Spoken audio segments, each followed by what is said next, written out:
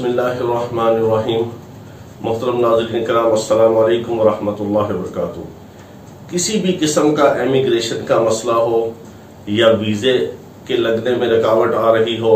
या रिश्तों की बंदिश हो या किसी भी कारोबार और मामलात में बहुत ज़्यादा रुकावट और बंदिश आ रही हो,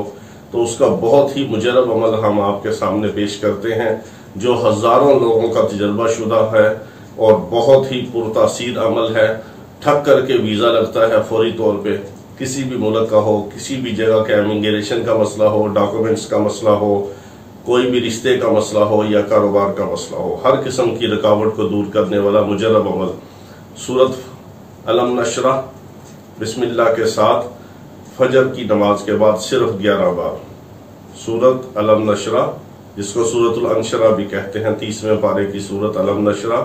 सिर्फ 11 बार बिस्मिल्लाह के साथ फजर के बाद पढ़ लीजिए और फिर अपनी आंखों से करिश्मे देखिए और रुकावटों को दूर होता हुआ देखिए।